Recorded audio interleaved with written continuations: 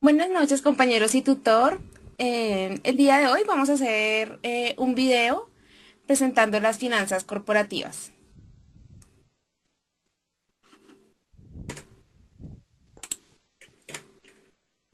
Iniciamos con la historia de las finanzas, eh, donde en el siglo XIX eran inexistentes las finanzas.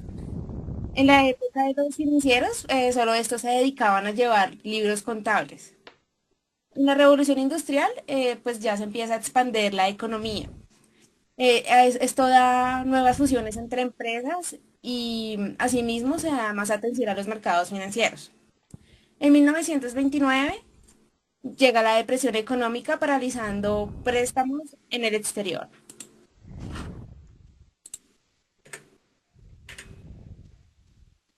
Después de la Guerra Fría se contemplan estudios para desarrollar investigaciones operativas e información en las empresas. Se da relevancia a planear y controlar y se implementan los presupuestos para maximizar el valor de las empresas. La crisis del petróleo elevó los costos de producción, lo que tuvo consecuencia la inflación a nivel mundial. Con la crisis energética, o también llamada crisis del petróleo, se asientan las nuevas bases de las finanzas actuales y prima la rentabilidad y el crecimiento en las compañías. Surgen nuevos modelos de estructuras financieras como la de Modigliani y Mill, y seguida de la teoría de la agencia. En nuestros días, las funciones de las finanzas son analizar y planear las actividades financieras. A continuación, los dejo con mi compañera Erika. Gracias. Vamos a tratar el tema de costo de capital. El costo de capital son los rendimientos esperados de acuerdo con las inversiones que se realizan en el negocio. Las fuentes de financiación pueden ser los préstamos que solicitamos con los bancos o las acciones que adquirimos para poder tener derecho a un retorno. Eh, este costo de capital se representan con los intereses que generan los bancos, ya sean por los préstamos por los créditos que solicitamos o los intereses que nos generan las acciones que adquirimos. Con el tema de los intereses debemos tener en cuenta unos factores importantes como son el nivel del riesgo. Este nivel del riesgo lo podemos nosotros mirar o tomar como ejemplo cuando solicitamos el crédito, el nivel de riesgo que puede correr la empresa para devolver los recursos que solicitó. También tenemos que tener en cuenta las deducciones tributarias y la oferta y la demanda de los recursos financieros. Por ejemplo, cuando hablamos de los bancos, entonces, qué tantos créditos están otorgando o, y a qué tasa de interés la están manejando de acuerdo también a la oferta y la demanda. Continuamos con la estructura de capital. La estructura de capital tiene varios componentes. Uno de ellos son los pasivos.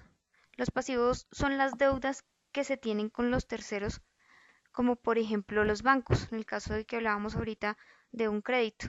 Entonces, ese sería para nosotros un pasivo, esa deuda que adquirimos nosotros con el banco.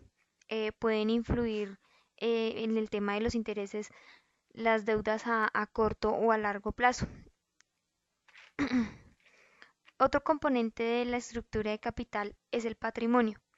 El patrimonio es la representación en dinero que se le deben a los dueños de las empresas y con esta representación en dinero es que tenemos el funcionamiento de las empresas. Estas empresas, este funcionamiento se da también con los activos.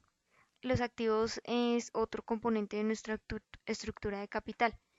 Los activos en las empresas disponen para el funcionamiento y nos representa la parte en dinero activa de la empresa.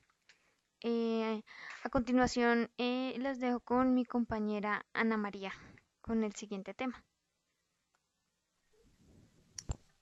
Buenas noches. A continuación vamos a hablar sobre el presupuesto de capital y el análisis de flujo de efectivo. El presupuesto de capital obviamente es el proceso de planeación para realizar compras de activos donde se espera que estas compras generen unos rendimientos y a su vez estos sean recibidos en un plazo mayor a un año.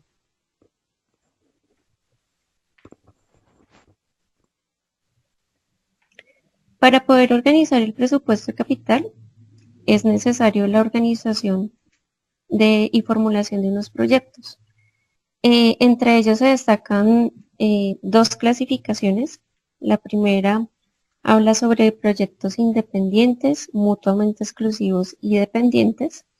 Los proyectos independientes son aquellos cuya aceptación o rechazo no elimina directamente la aceptación de otros proyectos que estén relacionados con el principal. Los proyectos mutuamente exclusivos son aquellos que su aceptación ocasiona el rechazo de otro proyecto y los proyectos dependientes son aquellos cuya aceptación depende de la aceptación de otro proyecto.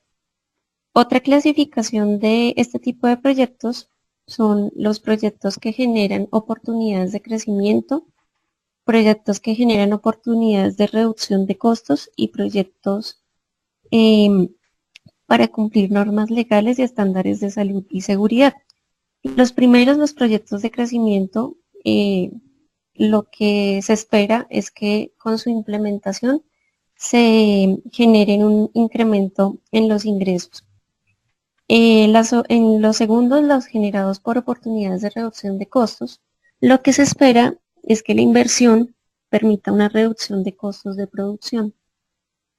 Y los últimos permiten que la inversión que se realice optimice las medidas de seguridad y se logre un control de algunos riesgos que de pronto puedan afectar los activos. La idea es que asimismo estos proyectos ayuden a salvaguardar los activos de la empresa.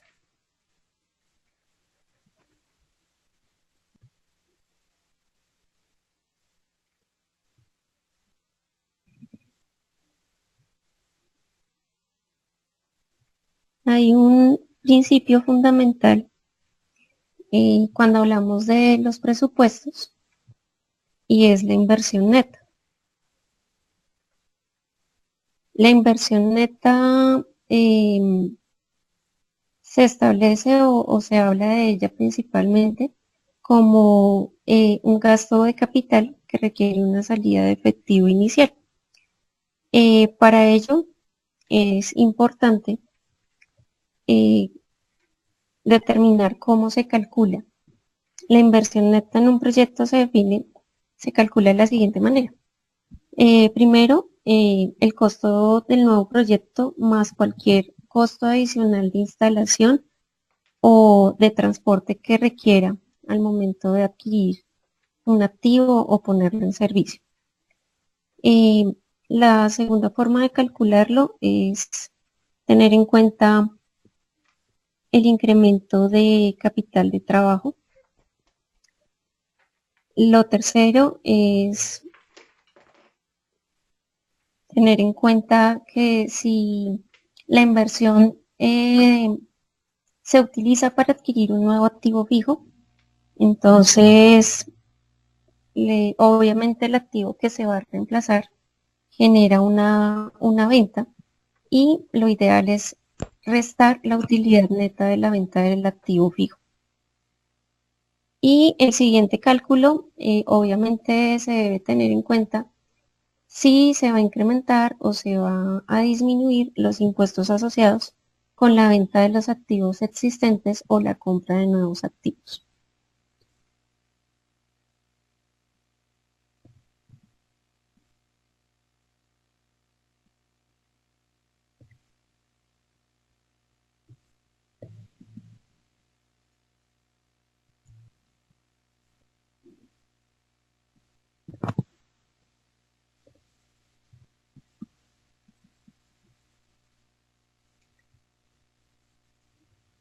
Para realizar la estimación de los flujos de efectivo que se requieren en un proyecto, estos asimismo requieren de diferentes variables. En estas variables se encuentra el primero,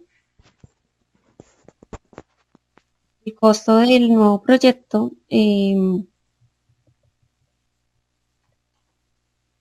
debe ser, el flujo del efectivo debe ser de forma incremental. Este debe ser estimado desde la perspectiva como el flujo en que la empresa será afectada en el caso de que se acepte el proyecto. Asimismo, debe ser medido después de impuestos. Como tercer punto es que todos los costos indirectos en el momento de realizar el proyecto debe ser incluido. La propuesta, por ejemplo, de la expansión de una planta, pues requiere que asimismo se incremente el capital de trabajo y asimismo pues se genera una serie de gastos adicionales en cuanto al incremento de la parte salarial. Este tipo de costos pues deben ser incluidos al momento en que se realiza el proyecto. Se deben también tener en cuenta que hay unos costos irrecuperables y que lo ideal al momento de realizar la estimación de los flujos de efectivo es que este no sea un impedimento para la evaluación del proyecto. O sea, por el contrario, no debe considerarse para la decisión si se deba aceptar o rechazar el proyecto. Y por último, los recursos se deben medir por su costo de oportunidad. Recordemos que los costos de oportunidad de los activos son los flujos de efectivo que puedan generar esos mismos activos.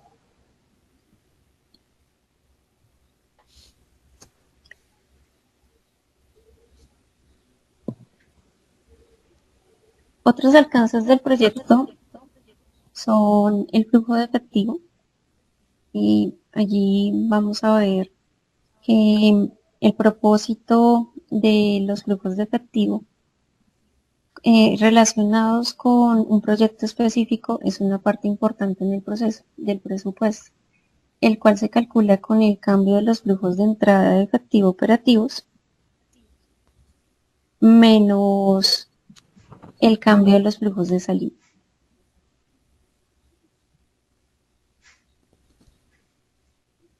Entonces vemos una fórmula en el que las siglas significan lo siguiente. NFC es igual, o sea, el flujo de efectivo neto es igual al cambio en la utilidad de operación más el cambio en las depreciaciones menos el cambio en el capital de trabajo neto.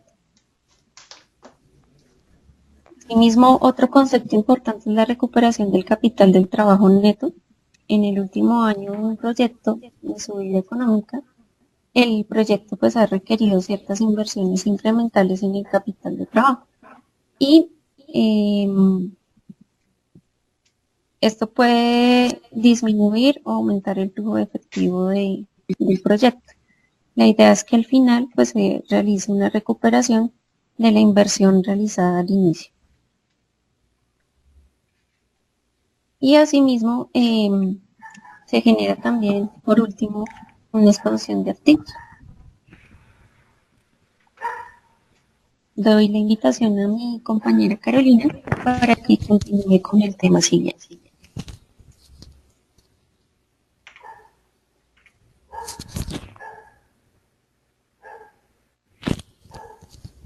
Gracias, Anita. Bueno, evaluación del proyecto.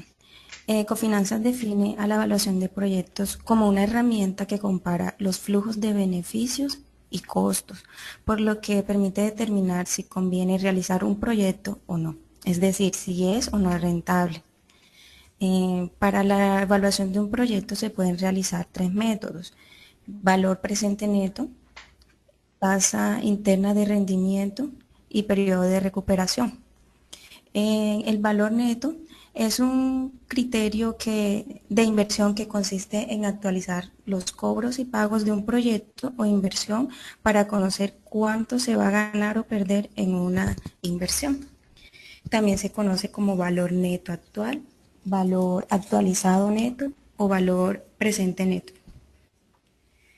Cuando el valor presente neto es mayor a cero después de realizar los cálculos, quiere decir que la inversión que se va a hacer pues genera beneficios. Cuando el valor presente neto es igual a cero, quiere decir que el proyecto de inversión no generará ni beneficios ni pérdidas, siendo pues su realización en principio pues indiferente. Cuando este valor presente neto es menor a cero, el proyecto de inversión va a generar pérdidas, por lo que se considera este método importante ya que permite ver claramente si el proyecto nos puede generar ganancia o no. El periodo de recuperación es un método de evaluación de inversiones dinámico que determina el momento en que se recupera el dinero de una inversión, pues teniendo en cuenta los efectos del paso del tiempo en el dinero. La tasa interna de retorno es la tasa de interés o rentabilidad que ofrece una inversión, es decir, es el porcentaje de beneficio o pérdida que tendrá una inversión para las cantidades que no se han retirado del proyecto. Pues este método nos muestra el, el tiempo que demoraremos en recuperar una inversión. Riesgo de un proyecto. El riesgo de un proyecto se define como la posibilidad de que un proyecto se comporte con bajas expectativas, resultando posiblemente en pérdidas ocasionadas por tal proyecto.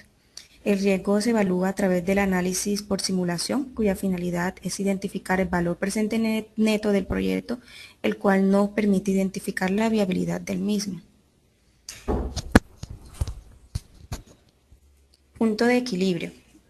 El punto de equilibrio es el nivel de ventas en que no se tiene utilidad, pero tampoco se tiene pérdidas, es decir, los ingresos y los costos y gastos se igualan. Además, puede expresarse en unidades de productos o pesos de venta.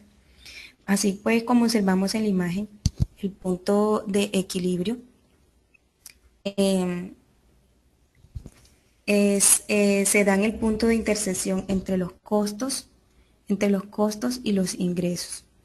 Es decir, que en ese momento no existe ni pérdida ni ganancias. Y a partir de ese punto, pues dependiendo del comportamiento de las ventas, si disminuye o aumenta, se determina si una empresa está incurriendo en pérdidas o si definitivamente está obteniendo beneficios.